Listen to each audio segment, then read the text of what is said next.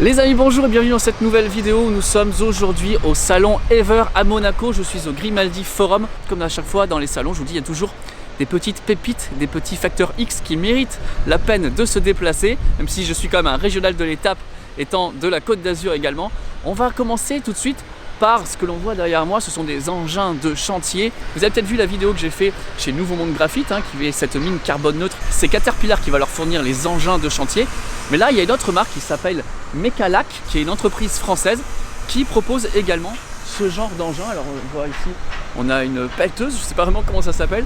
Et puis ici, on a encore un autre engin de chantier. Ces engins 100% électriques, c'est un véritable enjeu pour la transition énergétique. Et si d'ailleurs vous êtes vous-même intéressé dans la globalité des sujets autour de la transition énergétique, je vous invite, si ce n'est pas déjà fait, à vous abonner à la chaîne pour mettre un grand pouce en l'air. Au plus il y aura d'abonnements, au plus il y aura de pouces en l'air.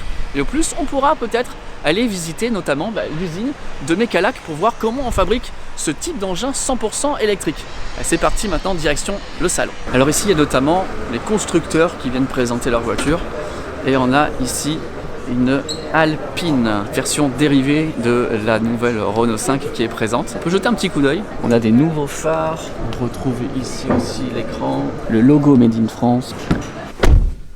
Voilà ce que ça donne à l'intérieur. Peut-être qu'on aura l'occasion de faire une vidéo dédiée pour la tester.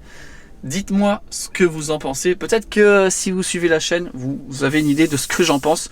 Je ne dirai pas ici dans la vidéo. Je veux surtout avoir vos avis, vos impressions sur cette Alpine. Et dans la mobilité électrique, ce qui est ultra important, ce qui va être de plus en plus important, c'est la recharge et la recharge rapide. Et là, je suis avec Atlante. Salut Jérémy, on est là à Ever Monaco pour présenter Atlante. On installe des bornes de recharge sur les 4 pays du sud d'Europe, en France, Italie, Espagne et au Portugal.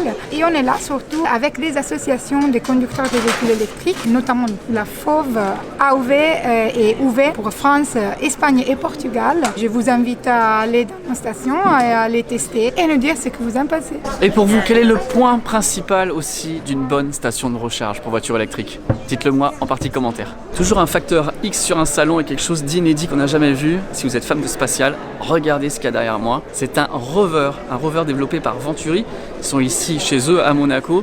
Et donc ceci est un rover qui va partir en 2026 dans l'espace, sur la Lune, envoyé par le Starship de SpaceX. C'est vraiment incroyable de voir ça. Alors, c'est pas celui-ci qui va partir, mais là c'est un prototype plus, quasiment à l'identique de celui qui va partir.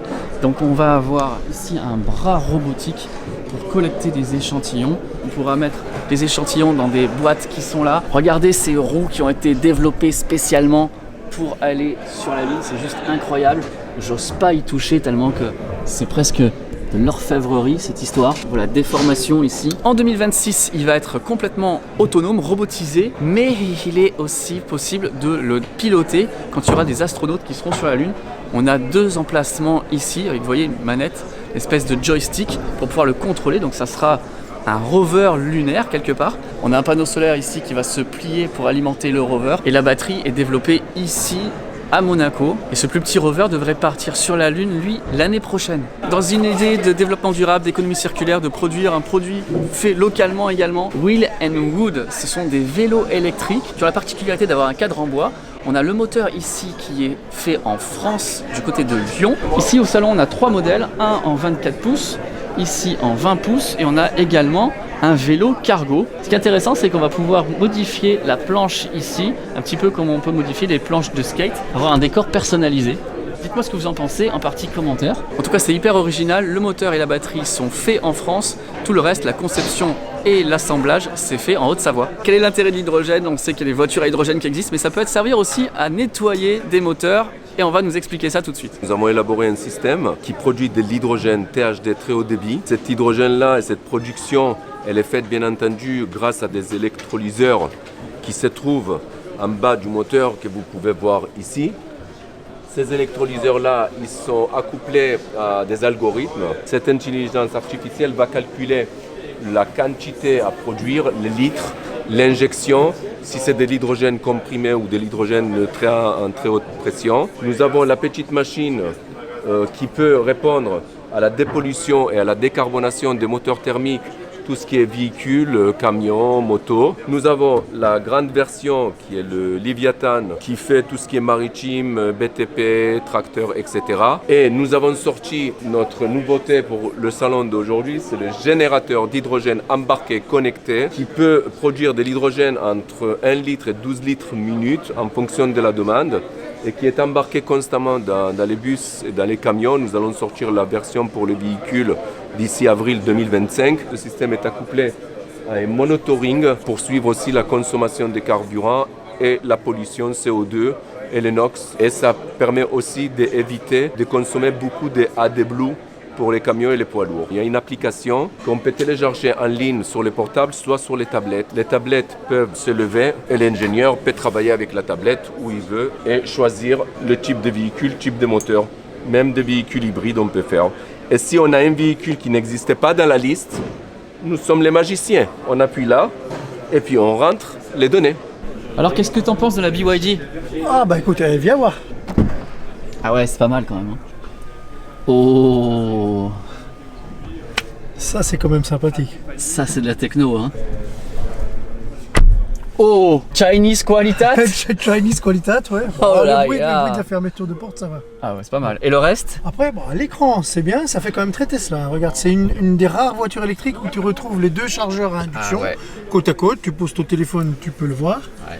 Bon, par contre, ça j'ai l'impression d'être dans une vieille 205 là, regarde, avec les commodos là. C'est propre, Ouais, hein. c'est beau, c'est propre. Les finitions là sont propres. Par contre, les écrans, ils me semblent pas d'une qualité de ouf. Ah ouais. Mais ça pivote. Ça pivote. Est-ce Ça, que c'est ça réagit impressionnant. bien au doigt et à l'œil? Quand même, Bah, hein. écoute, au doigt, ouais, à l'œil, je ne sais pas. Ah, ça a C'est l'air moussé. Ouais. On est bien installé, hein. correct. Ouais, on est bien. Et c'est simple et épuré. Il y a des gens qui reprochent à Tesla, tu vas remettre ça comme ça, d'avoir juste l'écran là et de pas avoir un petit écran derrière. Là, c'est vrai que c'est quand même bien d'avoir le rappel là. Ouais, c'est pas mal. Ouais, Puis- c'est pas mal. Pour autant, il n'y a pas trop de boutons, ça va. Non. C'est clair, net. Il a quand même une bonne taille cet écran là. Ouais. On le voit bien. Moi, j'aime bien être assis haut. Ouais. Comme moi. Ouais. Et on voit parfaitement le petit écran là. Wow. Qui est pas si petit que ça d'ailleurs. Une sensation de déjà vu quand même. Hein. Ah ouais, quand même. Ouais. Tu Non, as vu le ça toit va bien. vitré, panoramique là. Panoramique, complet. Oh. Ouais, ça a l'air quali. Tout ça pour la modique somme de 46 000 € et quelques. Sans bonus bien sûr, mais 46 000 €. À peine plus cher que ça calme. l'R5 ou on va dire que Ouais. l'Alpine. Ouais, Qui est un ça tout petit calme. véhicule, ouais. Ça calme. Ça calme. Bon après il faut essayer, il faut voir ce que ça donne sur la Ouais. route. Il faudra que je l'essaye dans une prochaine vidéo. Abonnez-vous et laissez un grand pouce en l'air et peut-être même un commentaire si vous voulez même que deux, je si vous fasse voulez. le test de BYD.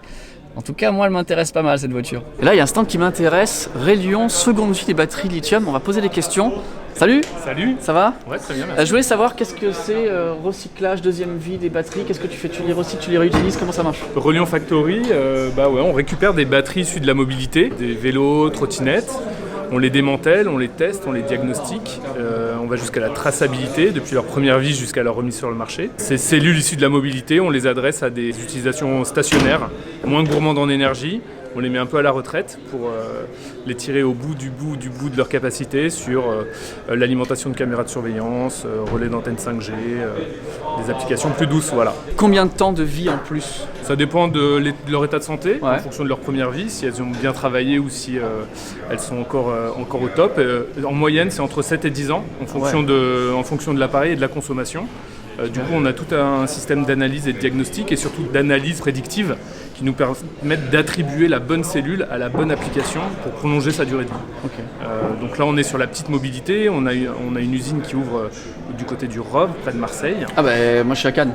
Ah, trop C'est à bien. côté? Eh ben, Ça serait cool il de... faut venir visiter Ouais. notre première ligne de prod Super. prochainement pour que tu vois comment on traite ces petites cellules et comment est-ce qu'on leur redonne la pêche. Ok, Quoi. ok, ça va, j'adorerais faire ça. Eh ben, on, trop bien. on garde le contact, on se Bah, avec regarde, grand plaisir. et puis je passerai voir. Et Ça ben, m'intéresse. merci d'être passé et à très vite alors. Super, merci beaucoup. Salut, à bientôt. Ah ouais, ça c'est vraiment génial. On parle souvent de recyclage, réutilisation des batteries pour leur donner le plus de vie possible. Et du coup, au lieu de passer directement par la case recyclage, passer par la case réutilisation, ça pourrait être vraiment super d'aller les voir. Avant de nous quitter, je voulais remercier les organisateurs du salon Ever de Monaco et remercier tout particulièrement Hubert et Jacques pour l'organisation des tables rondes. Un merci particulier aussi à Stéphane Semaria ainsi qu'à Atlante qui a eu la gentillesse de partager son stand avec les associations européennes d'utilisateurs de véhicules électriques. Merci également à toutes les personnes qui ont participé à cette vidéo. J'espère que l'on aura l'occasion de revoir Sébastien Lanzy dans son usine où il va redonner vie aux batteries lithium-ion. J'ai hâte aussi de revoir Benoît Fénéon et j'espère qu'on aura l'occasion de visiter l'usine Mecalac qui produit ces engins de chantier 100% électriques. Les amis, merci d'avoir regardé cette vidéo. J'espère qu'elle vous aura plu, qu'elle vous aura intéressé. On a vu pas mal de choses, pas mal de petites pépites dans cette vidéo. J'espère encore une fois qu'elle vous aura plu. Si c'est le cas, lâchez un grand pouce en l'air. N'hésitez pas à vous abonner à la chaîne si ce n'est pas déjà fait. Et nous, on se retrouve donc très bientôt pour de prochaines vidéos et de prochaines vidéos sur des salons. Salut tout le monde!